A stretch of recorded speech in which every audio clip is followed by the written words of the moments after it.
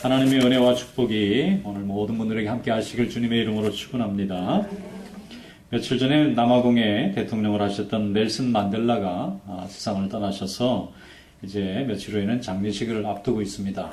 그런데 전 세계 모든 국가 원수들이 다 애도의 뜻을 전하고 또 많은 이들이 넬슨 만델라가 이 시대에 참으로 많은 사람들에게 참 소망이 됐다 하면서 안타까워합니다.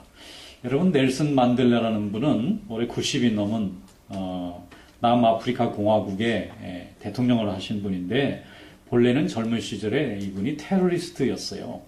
그 남아프리카 공화국이라는 나라는 21세기 중반에 대부분의 많은 나라들이 이 차별을 철폐할 때 반대의 길을 걸었던 나라입니다.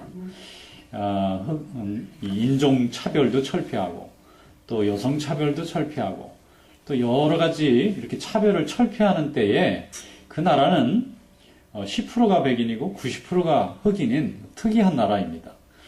그래서 힘을 가진 백인들이 이 흑인들을 거주 지역을 제한해 가지고 수용소 같이 못 움직이게 해놓고 나머지는 자기들이 다 다스리는 좀 역사를 거스르는 정책을 폈어요. 그걸 아파르트헤이트라 그래가지고 분리주의 정책입니다.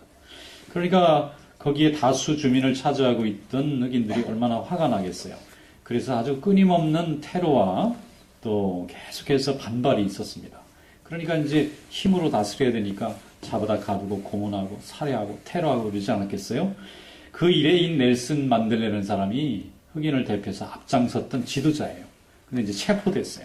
종신형이 언도돼서 감옥에 이제 평생 죽게 되었는데 27년 만에 석방이 됐습니다.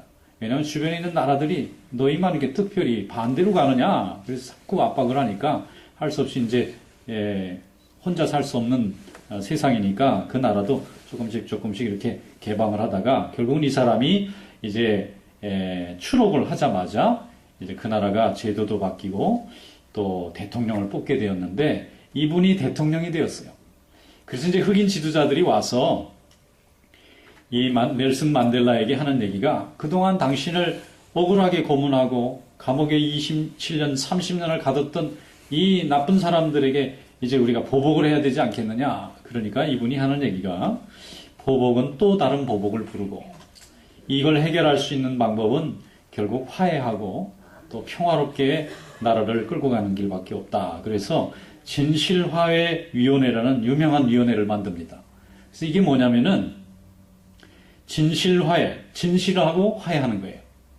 그래서 지난 수십 년 동안 이제 사람들을 고문하거나 테러하거나 또 억울하게 감옥에 집어넣거나 한 사람들이 모든 사람 앞에 와서 진실만 고백하면 사면해 주는 거예요.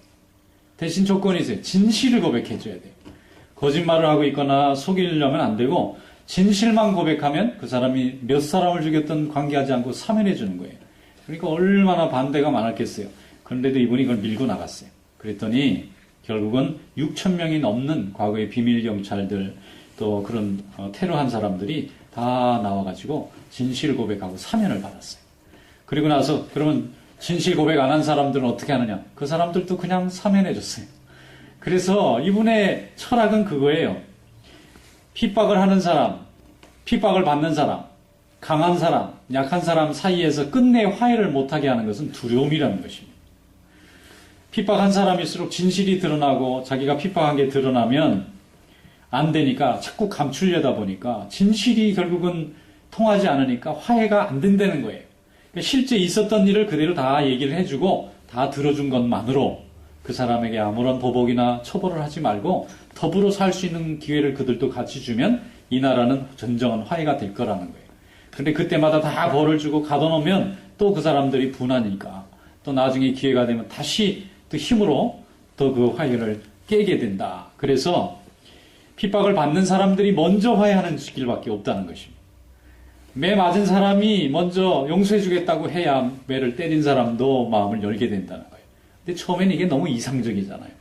이게 되겠어요, 현실 속에서? 그 사람들이 이거 꿈 같은 소리라고 취급을 안 했는데 이분이 대통령에 딱 취임하는 날 자기를 그렇게 감옥 쫓아다니면서 비밀경찰 검사로 감옥에 넣었던 그 감사를 귀빈에 초청을 해놨어요. 대통령 취임식 날 이 내빈, 귀빈 자리에 딱 앉혀놓고 자기를 고문하면서 27년간 감시했던 간수 세 사람을 자기 대통령 취임식 최고 특별한 귀빈으로 초청해놨어요. 그리고 자기를 핍박했던 백인 대통령을 부통령으로 삼고 자기와 핍박했던 많은 사람들을 모두 다 중요한 요직에서 빼앗지 않고 다 기용을 해줬어요. 그러니까 사람들이 믿는 거예요. 고난을 같이 나눠주니까. 그렇게 해서 이 나라가 지금은 흑백이 완전히 차별이 철폐되고 이 세계사에 기여하는 좋은 나라가 된 줄로 믿습니다. 여러분, 진실 앞에서 하나님 앞에 제대로 회개를 하면 이게 화해와 평화가 이루어지는 거예요. 근데 대부분은 이 두려움 때문에 보복을 당할까봐 하는 이 두려움 때문에 진실을 계속 감추다 보니까 화해가 영원히 되지 않는다는 거예요. 근데 내용을 가만히 들여다보면 이게 성경의 말씀이에요. 예수님께서 오른편 뺨을 때리면 왼편을 돌려대고 겉옷을 달라 그러면 속옷까지 벗어줘라. 그 사람이 하는 일이 정당하거나 예뻐서 그러는 게 아니라 그가 가지고 있는 그 두려움, 그것을 내려놓게 하기 위해서는 해치지 않겠다고 하는 것을 보여주면 진심으로 화해가 된다는 거예요. 여러분, 이분이 예수님의 가르침을 그대로 잘 기도하면서 표현했기 때문에 그가 위대한 인물이 된 줄로 믿습니다. 우리가 다 그건 알아요. 이론적으로는 화해해야 된다는 것도 알고 먼저 용서해야 되는 거 아는데 그게 안 되는데 이 사람은 됐어요. 그래서 위대한 한 시대에 하나님께 쓰임받는 좋은 인물이 된 줄로 믿습니다. 오늘 본문 말씀에 보면은 사가랴와 엘리사벳이라는 사람이 나옵니다. 이 사람은 제사장 부부인데 제사장 가문의 사람들인데 60이 넘도록 자식이 없었어요. 그러니까 자식이 없으니까 사람들에게 멸시를 받았습니다. 그때에는 사람들이 다 자식 자랑하는데 이 사람은 자식이 없으니까 괴로운 거예요. 그런데 나이가 말이죠 60이 넘고 70이 다 되는데 자식이 없으니까 아주 포기하다시피 했는데 그런데도 불구하고 이분들이 기도를 멈추지 않았습니다. 하나님 내게도 자식을 주시옵소서. 하나님께서 내게 자식을 주면 하나님의 일에 잘 쓰임받는 일꾼이 되게 만들겠습니다 하고 기도했는데 어느 날 제사장 임무를 띄고는 사가랴가 성전에 들어가서 성전의 제사장 업무를 보고 있는데 누가 옆에 기도하는데 와 있는 것 같아요. 그래서 이렇게 보니까 없어요, 사람이.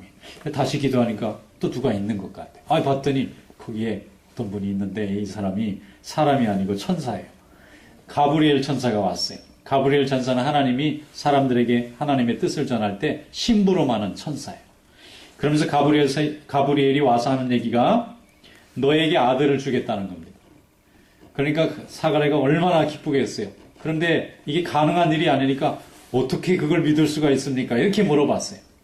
그랬더니 가브리엘 천사가 그러면 네가 그걸 못 믿겠다면 아들을 낳을 때까지 네가 벙어리가 되라 그랬어요. 말을 하고 싶어도 말이 안 나오는 벙어리가 됐어요. 나중에 세례 요한이 태어나서 이름을 뭐라고 부를까요? 그랬더니 말을 못하니까 글자로 요한이라고 하라. 왜냐면 천사가 요한이라고 부르라 했거든요. 그래서 나중에 요한이 태어나니까 그때서야 입이 열려서 말을 하게 됐다는 얘기가 있습니다. 여러분, 하나님께서 사가랴와 엘리사벳을 하나님의 일에 쓰임받는 일꾼으로 부르신 줄로 믿습니다. 그런데 이 하나님의 역사, 세례 요한이 이 땅에 오고 뒤를 이어서 예수님이 오시는 그 사전에 이렇게 영적으로 하나님 앞에 간절히 기도하고 또 영적으로 하나님 앞에 간절히 쓰임받는 사람을 통해서 하나님의 역사가 이루어지는 줄로 믿습니다. 사가랴와 엘리사벳이 자식이 있어서 여유가 있었으면 이렇게 간절히 기도하지 않았을 거예요. 아이가 없으니까 그걸로 멸시를 당하니까 하나님 앞에 간절히 기도할 때 1년도 아니고 2년도 아니고 10년, 20년, 30년 거의 평생 동안 기도했는데 그 기도를 하나님이 응답해 주셔서 아이를 주셨고 그 아이가 예수님의 오시는 길을 예비하는 광야에 외치는 자의 소리로 이름을 불렀던 세례 요한이 된 줄로 믿습니다. 오늘 본문 말씀 한번 열어보겠습니다. 누가복음 1장 15절에서 17절 말씀 다 같이 한번 읽어보겠습니다. 이는 그가 주 앞에 큰 자가 되며 포도주나 독한 술을 마시지 아니하며 모태로부터 성령의 충만함을 받아 이스라엘 자손을 주 곧 그들의 하나님께로 많이 돌아오게 하겠습니다. 그가 또 엘리야의 심령과 능력으로 주 앞에 먼저 와서 아버지의 마음을 자식에게 거스르는 자를 의인의 슬기에 돌아오게 하고 주를 위하여 세운 백성을 준비하리라 그랬습니다. 아멘. 이 사가랴가 살았던 시대는 이스라엘이라고는 자기의 조국이 완전히 피폐되고 소망이 없는 시대에 태어났어요. 그 시대는 헤롯이 왕을 하던 시절이고 로마가 이스라엘을 통치하던 식민 지배를 받던 그런 나라였습니다. 그러니까 사람들이 영적으로 다 피폐됐어요. 왜냐하면 나라가 살아나야 되니까 사람들이 힘 있는 나라에 줄 서느라고 친로마파가 있고 친헤로파가 있고 무슨 이스라엘파가 있고 그래서 서로 막 다투고 싸웁니다. 어떤 사람은 헤롯의 권력에 아부하고 어떤 사람은 로마 총독의 권력에 아부합니다. 그것도 저것도 마음에 들지 않는 사람은 저 깊은 사해의 동굴 속에 숨어 들어가서 사람들하고 아예 담을 쌓고 아주 깊은 산중에서 이렇게 수도사들 같이 삽니다. 이 세상에 소망이 없다는 거예요. 또 어떤 사람은 바리새인들은 모여서 율법을 열심히 그 계명대로 지키면 하나님의 역사가 나타나고 율법만 붙잡고 있습니다. 그러니까 이 시대에 많은 사람들이 어디 마음 둘 데가 없어요. 로마의 편을 들 수도 없고 헤롯에게 아부할 수도 없고 그렇다고 모든 삶을 버리고 산속으로 들어가 숨어 살 수도 없고 그럴 때에 광야에 외치는 자가 한 분 나타났어요. 그분이 세례 요한입니다. 그분이 하나님의 말씀으로 먼저 백성들에게 회개하라 그랬어요. 하나님의 말씀으로 회개하라고 할 때 사람들이 그 말씀이 하나님의 음성이라고 들었습니다. 그리고 감동이 일어났어요. 그래서 세례 요한이 광야에서 메뚜기를 먹고 또 낙타 털로 옷을 입고 야인같이 그렇게 살아가는데도 그 사람의 말씀이 너무 은혜가 되어서 사람들이 그 광야에 다 내려가서 하나님의 말씀을 받을 때 큰 부흥의 역사가 일어나게 된 줄로 믿습니다. 그런데 이것이 예수님이 오시기 위한 준비였다는 거예요. 모든 사람들이 이제 영적인 관심이 다 끊어졌어요. 하나님의 말씀도 이제 듣지 않으려고 그래요. 아무리 기다려도 약속이 이루어지지 않으니까 다 세속에 관계된 육신에 관계된 일만 하고 있을 때에 하나님께서는 세례 요한을 보내셔서 세례 요한이 말씀을 증거할 때 사람들 마음속에 큰 은혜를 경험하고 하나님의 능력을 체험하면서 그들이 하나님께 마음이 돌아오게 된 줄로 믿습니다. 이것이 바로 엘리야의 역할이었다는 거예요. 이 아버지 사가랴에게 이 가브리엘 천사가 와서 한 얘기가 뭐냐면은 네 자식이 엘리야와 같은 역할을 할 거라는 거예요. 엘리야는 분명히 아닙니다. 그러나 엘리야의 역할이 무엇입니까? 아합 왕 때에 모든 사람들이 바알에 절하고 하나님을 다 잃어버리고 있을 때에 하나님의 이름을 높이 올리고 하늘에서 불이 내려와서 제단의 재물을 삼키게 만든 하나님의 능력을 보여줬던 그런 선지자가 엘리야입니다. 모든 사람들이 하나님께 관심이 없을 때에 그 엘리야를 통해서 하나님에 대한 관심이 회복이 됐어요. 모든 사람들이 그리스도에 대한 관심이 이제 다 식어버렸을 때 400년이나 지났으니까 사람들이 관심이 없는데 그때 세례 요한이 광야에 외치는 자의 소리로 나타나서 사람들에게 다시 오실 예수 그리스도의 모습을 설명하고 메시아가 오실 것을 사람들에게 증거한 줄로 믿습니다. 그래서 이런 역할을 하기 위해서 하나님이 세례 요한을 이 땅에 보내준 줄로 믿습니다. 그래서 말라기 4장 5절로 6절 말씀에 보면은 이렇게 돼 있어요. 말라기는 구약 성경의 맨 마지막 선지자입니다. 보라 여호와의 크고 두려운 날이 이르기 전에 내가 선지자 엘리야를 너에게 보내리니 그가 아버지의 마음을 자녀에게로 돌이키게 하고 자녀들의 마음을 아버지에게로 돌이키게 하리라. 돌이키지 않으면 두렵건대 내가 와서 저주로 그 땅을 칠까 하노라 하시니라 말씀했어요. 엘리야가 다시 온다는 거예요. 말라기는. 그게 500년 후에 400년 후에 이루어졌는데 그 엘리야가 누구냐면 세례 요한이에요. 예수님이 오시기 바로 전에 사람들의 관심을 하나님 나라로 바꿔놓았던 그 주인공. 그래서 하나님의 마음을 돌리는 이 엘리야와 같은 그런 자가 장차 하나님의 그리스도가 오시기 전에 나타날 걸 예언했는데 그게 세례 요한 때의 성취가 된 것입니다. 마태복음 3장 11절 말씀에 보면 세례 요한이 복음을 증거할 때 이렇게 했어요. 이미 도끼가 나무 뿌리에 놓였으니 좋은 열매를 맺지 아니하는 나무마다 찍혀 불에 던져지리라. 나는 너희로 회개하게 하기 위하여 물로 세례를 베풀거니와 내 뒤에 오시는 이는 나보다 능력이 많으시니 나는 그의 신을 들기도 감당치 못하겠노라. 그는 성령과 불로 너에게 세례를 베풀 것이라 그랬어요. 세례 요한이요 광야에서 복음을 전하는데 사람들이 많이 와서 은혜 받았습니다. 그러니까 여러분 이제는 죄 그만 짓고 회개하세요. 그랬더니 회개하겠습니다. 그럼 세례 받으세요. 그 회개한 사람들이 다 세례를 받는데 요단강에 얼마나 많은 사람들이 세례 받으려고 요한에게 줄 섰는지 몰라요. 막 끝도 안 보일 정도로 많은 사람들이 요한에게 세례를 받았습니다. 그리고 한참 세례를 주는데 어떤 낯선 분이 턱 세례를 받으러 와서 요한 앞에 저도 세례 주세요. 하고 보니까 예수님이 오신 거예요. 세례 요한이 깜짝 놀라서 무릎을 꿇고 아이고 주님 저는 죄인이고 주님은 죄가 없으신 하나님인데 어찌 죄인이 의인에게 세례를 베풀 수가 있습니까? 제가 대신 세례를 받아야 됩니다. 그랬더니 예수님께서 하신 말이 있어요. 잔소리하지 말고 내게 세례를 베풀어라. 우리가 합심하여 선을 이루는 것이니라. 세례를 주고 안 주고 누가 주고 누가 받고가 문제가 아니라 이거예요. 지금 세례 요한은 많은 사람들의 마음을 하나님께 돌아오게 만드는데 큰 역할을 했습니다. 이제 예수님이 세례 요한에게 바톤을 받고 천국의 복음을 증거할 때 이 땅은 하나님의 구원의 역사, 많은 하나님의 교회의 역사, 성령의 역사가 나타나게 될 줄로 믿습니다. 그래서 예수님은 세례 요한의 하신 일을 칭찬하신 거예요. 예수님이 성령 받을 때 하나님의 음성이 들리고 성령의 비둘기같이 예수님에게 임하셨다고 말씀하지 않습니까? 여러분, 육신과 세상에 관심을 둔 세대를 향해서 하나님의 복음의 말씀을 증거하여 교회로 하나님의 말씀으로 복음으로 돌아오게 만드는 이가 바로 엘리야와 같은 자인 줄로 믿습니다. 여러분이 다 엘리야와 같은 자인지도 몰라요. 교회 안 다니는 사람에게 복음 전하는 사람, 아무도 성경에 관심이 없는데 성경을 관심 있게 만드는 사람, 아무도 교회에 오고 싶어 하지 않을 때 교회 오게 만드는 사람, 마음속에 세상과 육신밖에 없는 사람들 마음속에 하나님의 말씀을 그리워하게 만드는 사람이 엘리야의 사명인 줄로 믿습니다. 그래서 하나님이 이 땅에 세례 요한과 같은 많은 사람을 보내신 줄로 믿습니다. 엘리사벳과 사가랴 이 제사장의 부부가 열심히 기도했어요. 기도할 때 1년 기도하고 2년 기도하고 10년 기도하고 평생 기도했는데 그 기도의 제목 중에 제일 중요한 것이 자식을 달라고 하는 뜻을 하나님 앞에 한 번도 바꾸지 않았다는 거예요. 한번 기도해 봤더니 안 주시니까 그러면 딴 거 주세요. 이거 바꾸질 않았어요.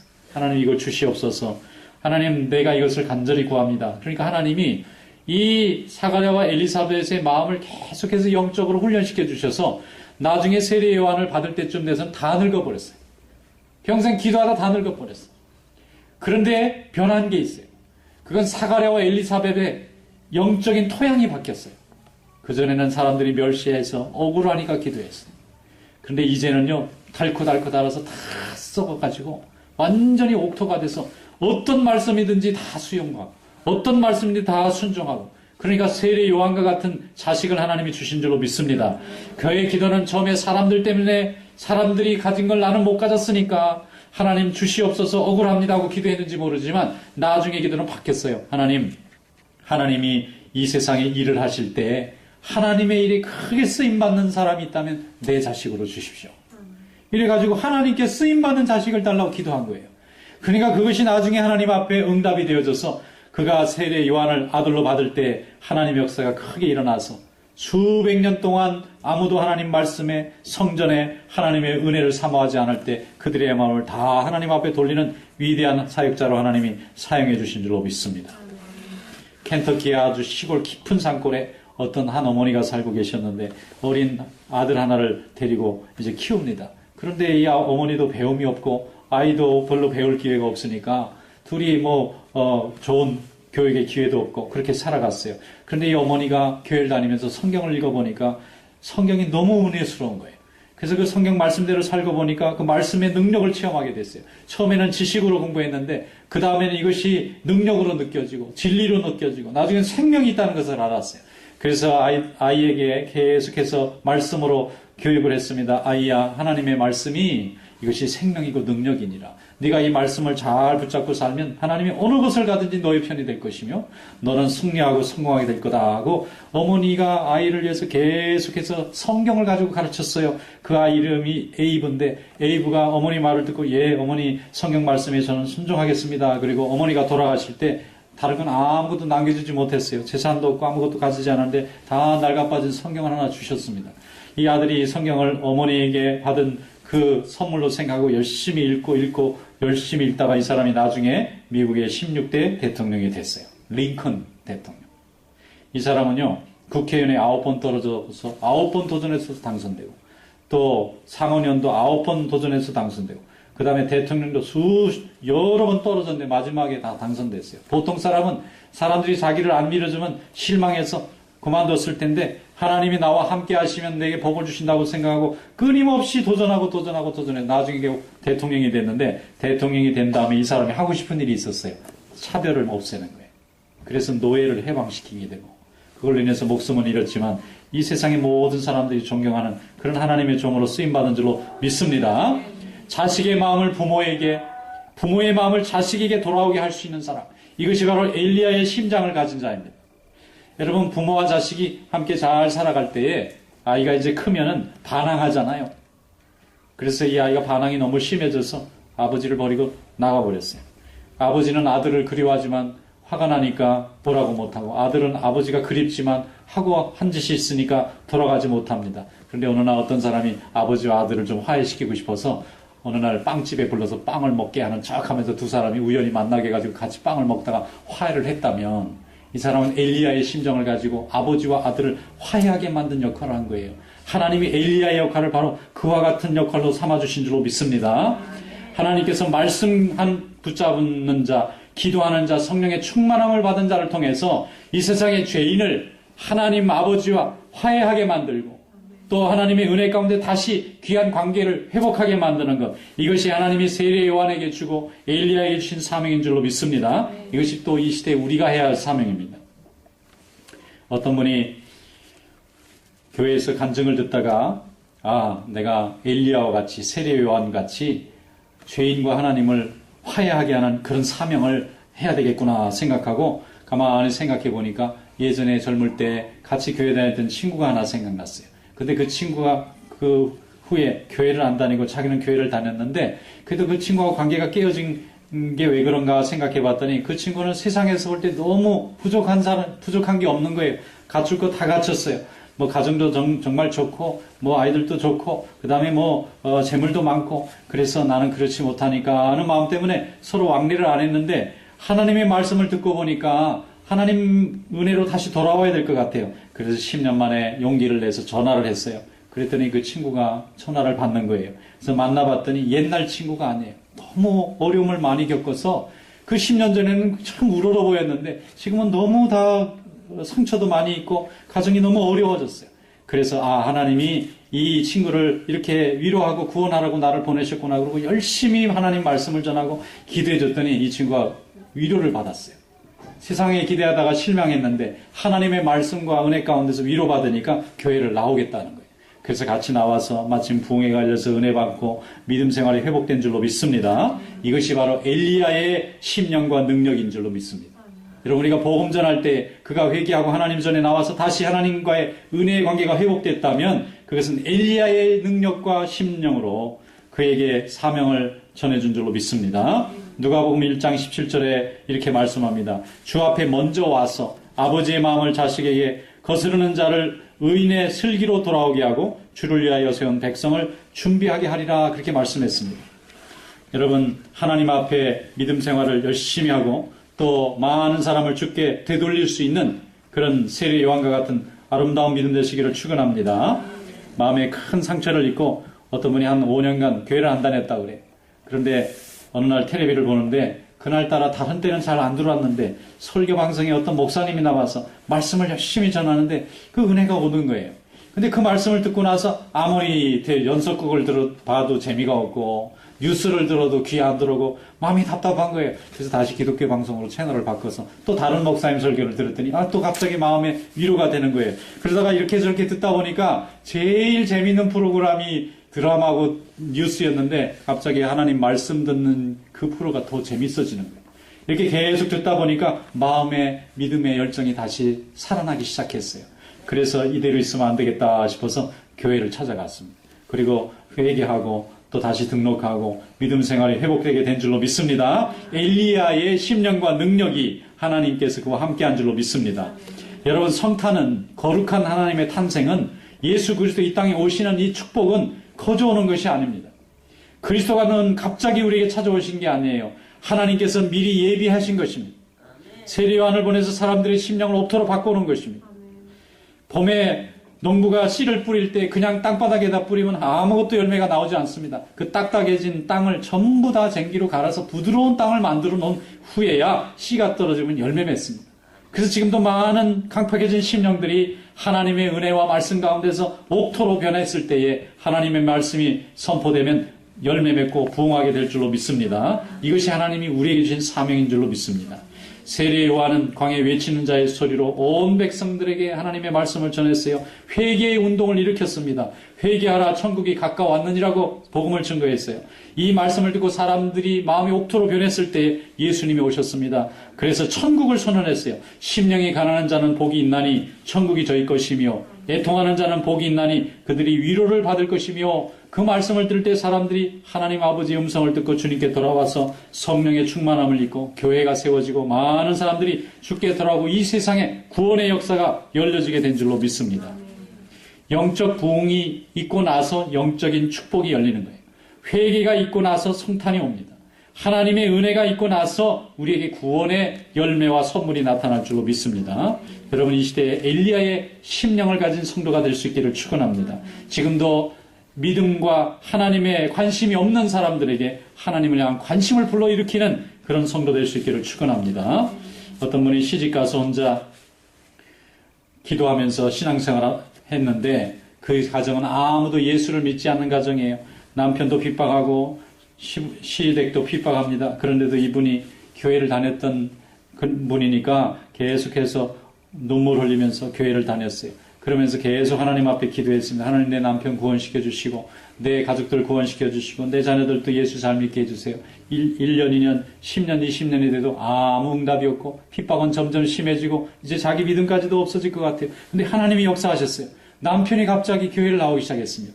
회개하기 시작했어요. 남편이 눈물 가운데 세례를 받고 하나님 앞에 돌아오니까 이제 가정이 막 전부 바뀌는 거예요. 자식들도 공을 따라서 다 교회 나오고 세례 받고 또 형제들도 다 예수 믿고 또 자녀들이 시집장가 가서 며느리도 오고 또 다 이렇게 하니까 다 예수 믿게 되어서 하나님 앞에 지금은 모두 다 예수 믿는 귀한 가정이 된 줄로 믿습니다. 바로 엘리야의 심정으로 옥토로 만든 분이 바로 그 한 분이에요.